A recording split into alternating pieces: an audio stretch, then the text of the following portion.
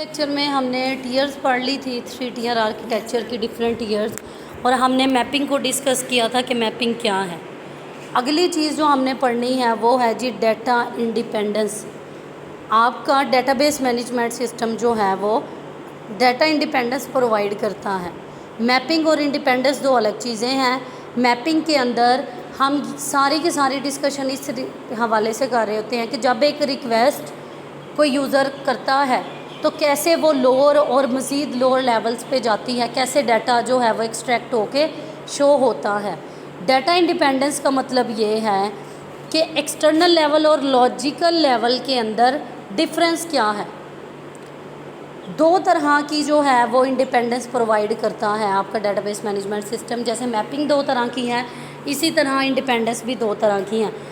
पहली चीज़ है जी logical data independence. Logical data independence ये कहती है कि अगर लॉजिकल लेवल को हम चेंज करना चाहें, अगर हमने पहले हायरार्किकल स्ट्रक्चर यूज़ किया हुआ था अपने डेटाबेस को स्टोर कराने के लिए, अब अगर मैं रिलेशनल स्ट्रक्चर पे शिफ्ट होना चाहूँ तो मुझे यूज़र इंटरफेस को या एक्सटर्नल लेवल को बदलने की ज़रूरत नहीं है। ठीक है। Logical level can be changed without changing the view level. Physical data independence ये कहता है कि आप इंटरनल लेवल को चेंज कर सकते हो, आप डाटा स्ट्रक्चर को चेंज कर सकते हो। अगर पहले आपने क्यू डाटा स्ट्रक्चर के थ्रू डाटा को स्टोर कराया था, अब आप स्टैक यूज़ कर सकते हो, अब आप ट्रीज़ यूज़ कर सकते हो, लेकिन कॉन्सेप्चुअल लेवल को छेड़ने की ज़रूरत नहीं है। Change internal level without changing the logical level. तो ये इस डायग्राम में ये जो आपको राउंड सिलेंडर से नज़र आ रहे हैं, ये आपकी डेटाबेसेस है। डेटाबेसेस के बाद नेक्स्ट चीज़ क्या आती है, आपके पास इंटरनल या फिज़िकल लेवल आता है, उसके बाद लॉजिकल या कॉन्सेप्चुअल लेवल आता है, और फिर एक्सटर्नल लेवल आता है। पीछे पेज पे जो डायग्राम है उसी की बात की जा रही है। क्लियर। नेक्स्ट हम डिस्कस करेंगे थोड़ी सी डिटेल में डाटा डिक्शनरी को। डाटा रेपोजिटरी भी जिसे बोला जाता है, डाटा कैटलॉग भी जिसे बोला जाता है। रेपोजिटरी में क्या है जी, डाटा डेफिनेशन प्लस डाटा को डिफ़ाइन करना, ठीक है, यानी टेबल्स बनाने, और उन टेबल्स के दरमियान में रिलेशनशिप्स को रखवाना। फिर जब डेटाबेस में डाटा पड़ा है, अगर मैं कोई डाटा रिट्रीव करना चाहूँ एक्सट्रैक्ट करके, रिपोर्ट जनरेशन जिसे बोला जाता है वो कैसे होगी, ये सारी की सारी चीज़ें कहाँ पे हम डिस्कस करते हैं, रेपोजिटरी के अंदर। और डाटा डिक्शनरी से एक एरो लगा हुआ है और उसके आगे लिखा हुआ जी लॉजिकल स्ट्रक्चर ऑफ डाटाबेसेस, यानी आपकी डाटाबेस का लॉजिकल स्ट्रक्चर कौन सा होगा ये भी डिस्कस करते हैं। ये सारी इन्फॉर्मेशन डाटा डिक्शनरी में रखी होती है। लेक्चर नंबर 1 में हमने यही चीज़ पढ़ी थी कि अगर हमने डाटाबेस को कोई चेंज करना है तो पहले डाटा डिक्शनरी देखते हैं, जिससे हमें समझ आ जाती है कि कौन सा डाटा स्टोर है, किस स्ट्रक्चर के अकॉर्डिंग डाटा जो है वो स्टोर है। डाटा डिक्शनरी दो तरह की होती है। आपका जो डाटाबेस मैनेजमेंट सिस्टम का सॉफ्टवेयर है, कुछ डाटाबेसेस ऐसी होती हैं जो उसी के अंदर आपको मिल जाती है, कुछ डाटाबेसेस ऐसी होती हैं जो आपको अलग से लेके यूज़ करनी पड़ती है। इस एग्ज़ाम्पल को आप ऐसे समझ सकते हैं, एक तो वो स्टोरेज है जो आपके मोबाइल के अंदर रोम है, ठीक है, यानी 16 GB या 32 GB। उससे भी अगर आपके मोबाइल की स्टोरेज रिक्वायरमेंट पूरी नहीं हो रही तो फिर हम मेमोरी कार्ड डाल लेते हैं अपने मोबाइल में, ठीक। तो यही एग्ज़ाम्पल है कि कुछ जो हैं वो DBMS के साथ आती हैं और कुछ जो हैं वो अलग से आती हैं। तो integrated data dictionary part of DBMS होता है, ठीक है, ऑटोमेटिकली क्रिएट हो जाती है, ऑटोमेटिकली क्रिएट हो जाती है। DBMS का जो इंजन है, डाटाबेस मैनेजमेंट सिस्टम का इंजन यानी सर्च इंजन, वो क्या करता है जी, वो रिक्वेस्ट जो यूज़र करता है उसे रिस्पॉन्स करके दे रहा होता है। सर्च इंजन ही बोलते हैं ना, गूगल यूट्यूब क्या है, ये सर्च इंजन है। फ्री स्टैंडिंग डाटा डिक्शनरी जो है वो सेपरेट पार्ट होता है कि आपकी डाटाबेस का। ये एक कमर्शियल प्रोडक्ट भी हो सकती है, जैसे मेमोरी कार्ड अलग से है ना, अलग से हम परचेज़ करते हैं और यूज़ करते हैं।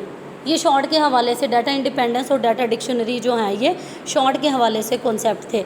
अगला जो टॉपिक है वो इम्पोर्टेंट है जो हम सेकंड ईयर लेवल तक डेटाबेसेस के चैप्टर्स पढ़ते तो हैं, लेकिन वहाँ पे डिस्कस नहीं करते। हम सिर्फ यही पढ़ते हैं कि एसक्यूएल होती है हमारे पास। अब हमने पढ़नी है डेटाबेस को जब बनाया जाता है, डेटाबेस को जब यूज़ किया जाता है तो कौन कौन सी लैंग्वेजेस जो हैं वो इसमें इन्वॉल्व होती हैं। 3 तरह की लैंग्वेजेस हैं कॉमनली। पहली है जी DDL डाटा डेफिनेशन लैंग्वेज, फिर है डाटा मैनिपुलेशन लैंग्वेज, फिर है जी डाटा कंट्रोल लैंग्वेज और ट्रांजैक्शन कंट्रोल लैंग्वेज। लेकिन कॉमन ये 2 हैं, डाटा डेफिनेशन लैंग्वेज और data manipulation language. Data definition language वो कोई भी हो, हम पढ़ेंगे अभी डिटेल में। जो भी डाटा डेफिनेशन लैंग्वेज होती है उसका काम होता है डाटा की डेफिनेशन प्रोवाइड करना। डाटा की डेफिनेशन से ये नहीं मुराद कि ये डाटा टेक्स्ट है, ऑडियो है या वीडियो, नहीं, ये बताना कि डाटा जो है वो क्या हम स्ट्रक्चर बनाएं, आया हम टेबल यूज़ करें, कौन सा हम मॉडल यूज़ करें, हायरार्किकल यूज़ करें, नेटवर्क यूज़ करें, हम क्या यूज़ करेंगे बेसिकली अपने डाटा को। यानी अगर आपने एक घर बनाना है तो उस घर का नक्शा वो ये है, फिर उस घर में कितने रूम्स बनेंगे, किस रूम में क्या रखवाना है, ये डाटा मैनिपुलेशन है। मैनिपुलेशन का मतलब होता है करना। और DCL और TCL आगे हम जो है वो पढ़ेंगे। DDL का मतलब है डाटा डेफिनेशन लैंग्वेज, ये आपके कॉन्सेप्चुअल और इंटरनल स्कीमा को डिफ़ाइन करने के लिए यूज़ की जाती है। कॉन्सेप्चुअल स्कीमा में हमने यही पढ़ा था ना, स्ट्रक्चर को डिफ़ाइन करते हैं, और इंटरनल स्कीमा में हम डाटा स्ट्रक्चर बताते हैं हमने कौन सा यूज़ करना है। डाटाबेस के स्ट्रक्चर को डिफ़ाइन किया जाता है, सही, और ये किसका सबसेट है हमारे पास जी, SQL का। जो स्ट्रक्चर क्यूरी लैंग्वेज है, सेट एक मेन चीज़ है और सबसेट क्या होता है उससे, उसके अंदर पाए जाने वाली चीज़। तो मेन चीज़ जो है वो आपके पास क्या है, SQL, और SQL के अंदर जो है वो DDL की कुछ फंक्शंस हैं। कौन से फंक्शंस हैं आपकी SQL की, अब हमने पढ़नी है कौन सी कमांड हैं जो डाटा डेफिनेशन के लिए यूज़ की जाती हैं।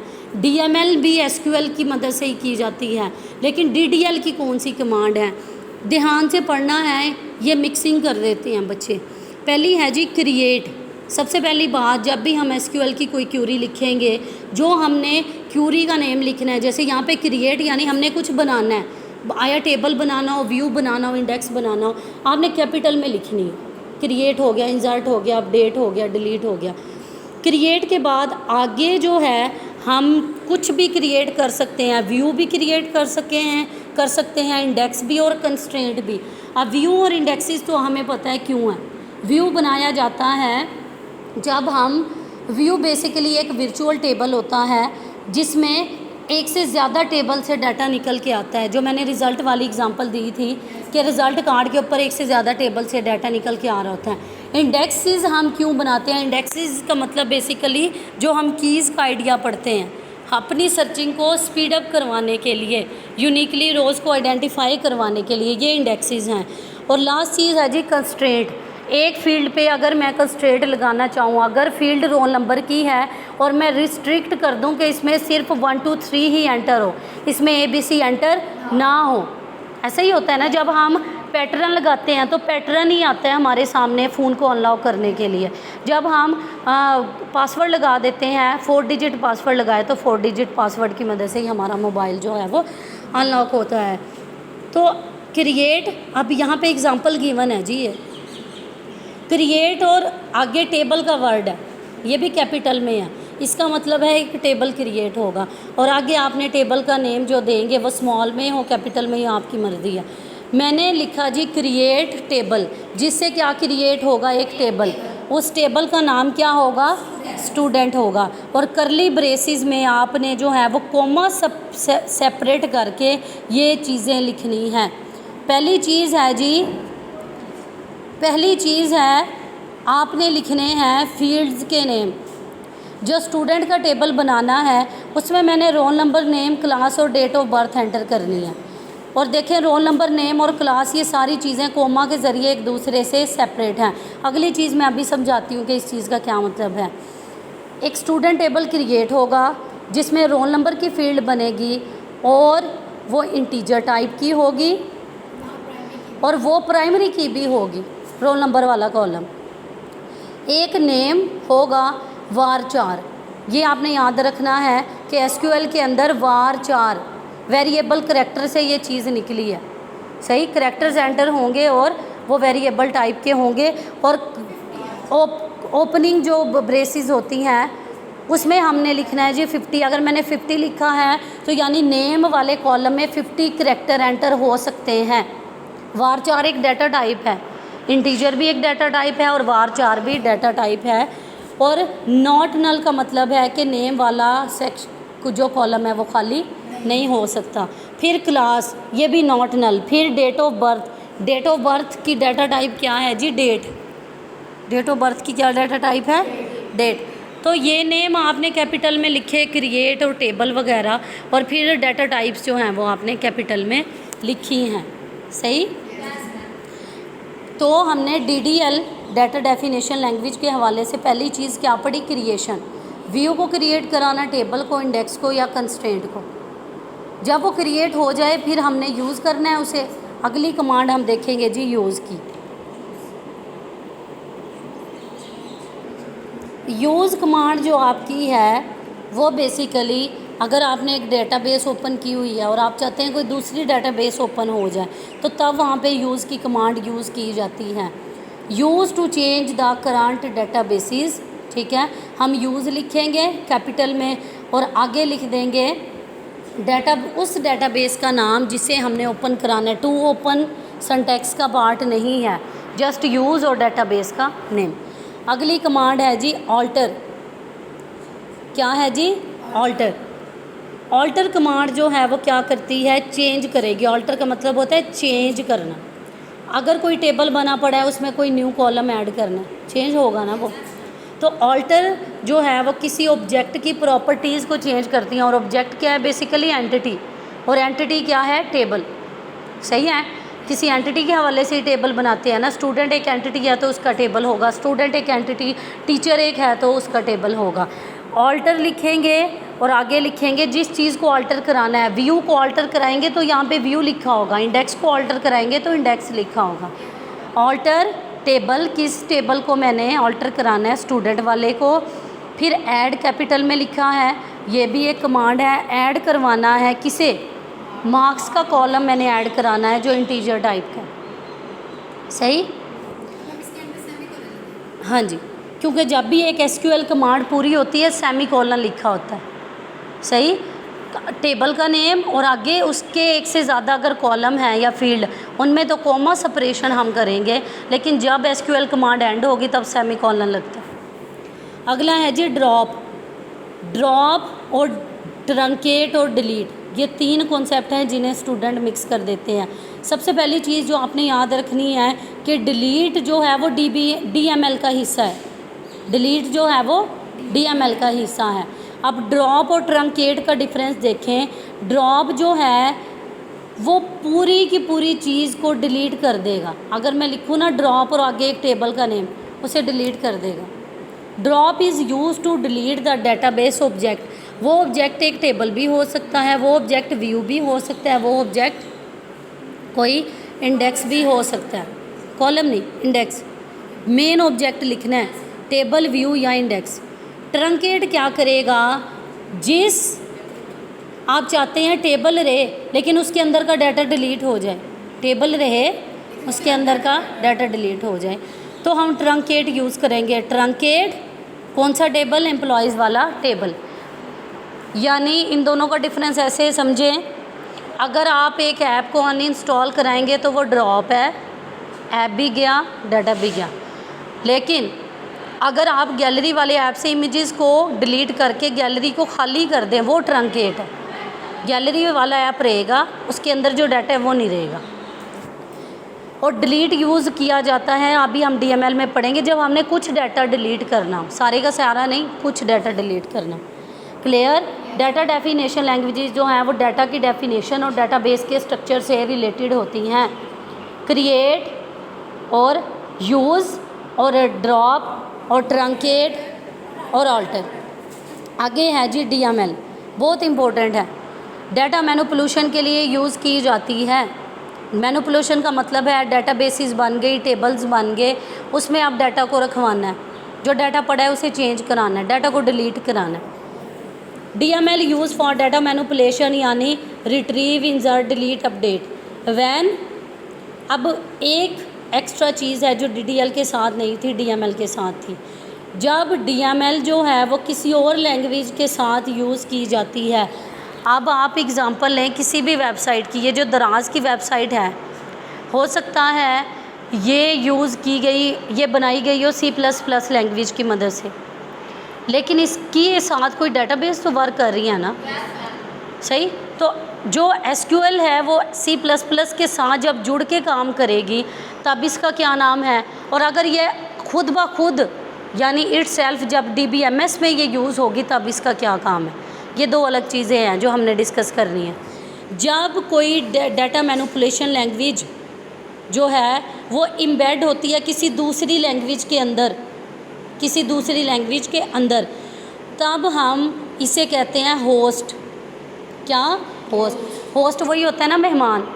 हम किसी के घर जाएंगे, आपकी जो DML है वो किसी दूसरी लैंग्वेज के अंदर काम करेगी तो वो होस्ट है, और जिसके साथ काम कर रही है, हम जिसके घर जा रहे हैं, वो गेस्ट है।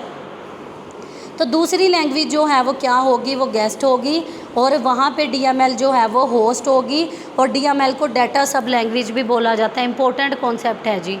जब आप कोई कॉम्पिटिटिव एग्ज़ाम देते हैं किसी जॉब के हवाले से, तब वहाँ पे जो है वो यूज़ की जाती है। ये MCQs आ जाता है कि डाटा सब लैंग्वेज क्या है और होस्ट लैंग्वेज किसे बोला जाता है, तो DML को बोला जाता है। या एम्बेडेड कौन सी लैंग्वेज होती है, एम्बेडेड जो है वो DML होती है, DDL एम्बेड नहीं होती। अब इसकी कुछ इंपॉर्टेंट कमांड्स हैं, वो ये हैं जी। Select, insert, update, delete. देखें सब कैपिटल में लिखी हुई है। सेलेक्ट जो है वो एक्सट्रैक्ट करेगी डाटा या रिकॉर्ड को, ठीक है। अब अगली चीज़ जो माइंड में रखनी है वो ये रखनी है, जब भी क्यूरी चलती है तो कॉलम में तो डाटा नहीं होता ना, डाटा तो रिकॉर्ड में पड़ा होता है, रो, और रो का दूसरा नेम होता है टपल।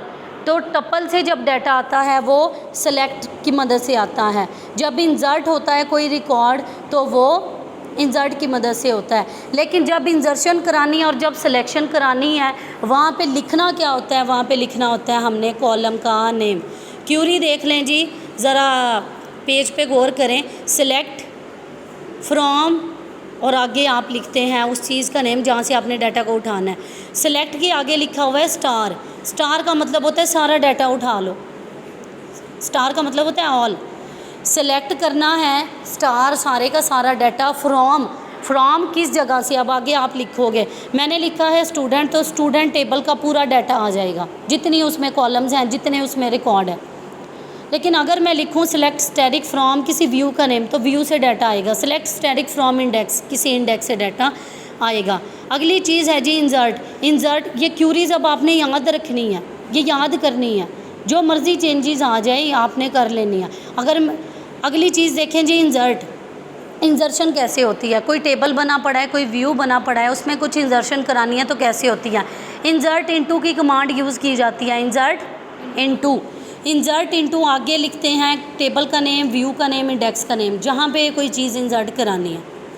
और आगे राउंड ब्रैकेट्स में हम लिखते हैं कॉलम्स के नेम, कॉमा सेपरेट करके। अगर एक कॉलम इंसर्ट कराना है तो इस ब्रैकेट में एक कॉलम होगा। अगर एक से ज़्यादा कराने हैं तो कॉमा सेपरेट करके 2, 3, 4 जितने कॉलम इंसर्ट कराने हैं हम वो लिखेंगे। इंसर्ट करवाना है मैंने रोल नंबर और नेम को, ठीक है। और आगे आपने वैल्यूज़ देनी है। अब 2 किस में इंसर्ट होगा, रोल नंबर में। अली किस में इंसर्ट होगा, नेम। अगली है जी अपडेट। अपडेट जो है वो किसी रिकॉर्ड को चेंज कराएगी। अपडेट का क्या सिंटैक्स है जी, अपडेट करना है और आगे लिखें टेबल नेम, व्यू नेम या इंडेक्स नेम। अपडेट कर दो, स्टूडेंट वाले टेबल को अपडेट कर दो और सेट कर दो। क्या सेट करो, रोल नंबर को 23 कर दो। और फिर यूज़ करना है आपने वेयर।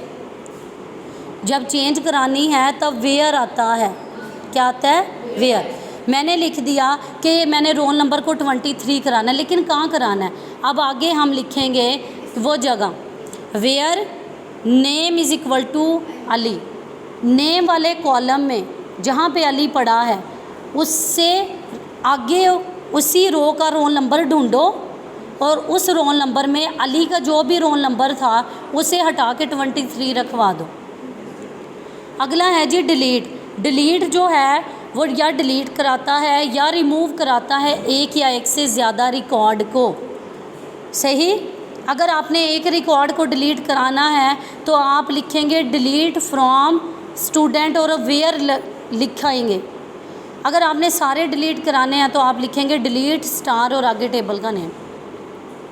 डिलीट फ्रॉम, और तो स्टार वाला कॉन्सेप्ट यहाँ पे बनता ही नहीं है क्योंकि स्टार वाली फंक्शनैलिटी ट्रंकेट हमें दे देता है ना, तो स्टार हम यूज़ नहीं करते।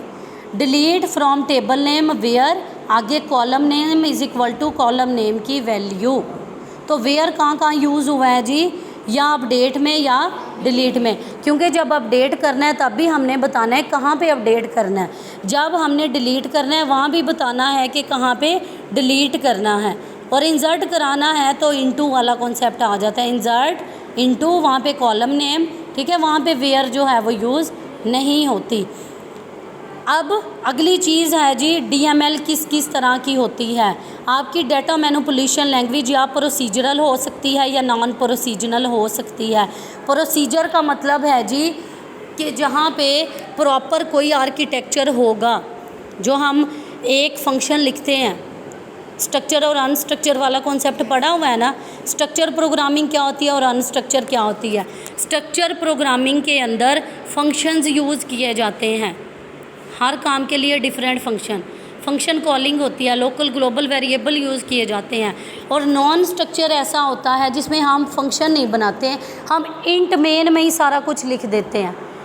इंट मेन में ही होता है ना वो प्रोग्राम जो आपने C++ के अर्ली चैप्टर्स में पढ़े होंगे, 2 नंबर्स को ऐड कराना है, वहाँ पे हम ऐड का फंक्शन नहीं बनाते थे, हम x=2 y=3 प्रिंट एफ सम और y=x+y ऐसे ही होता था ना, C=a+b sum=a+b।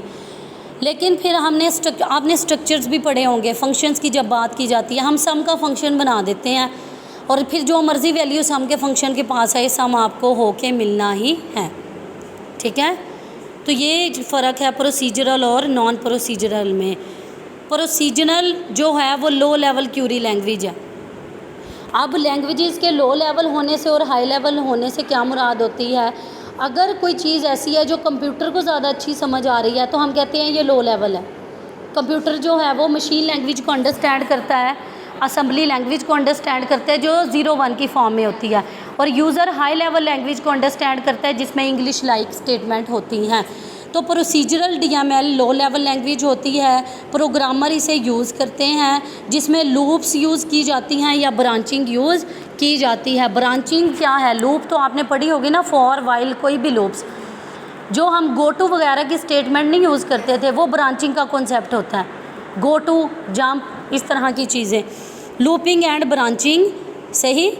तो जो प्रोसीजरल डीएमएल की स्टेटमेंट्स हैं ये रिलेशनल अलजेब्रा में यूज़ की जाती हैं। मिक्सअप नहीं करना बच्चों, बच्चे इसे मिक्सअप कर देते हैं प्रोसीजरल और नॉन प्रोसीजरल को। सही। अगली है जी नॉन प्रोसीजरल, जो रिलेशनल डेटाबेस मैनेजमेंट सिस्टम में यूज़ होती है वो होती है जी नॉन प्रोसीजरल।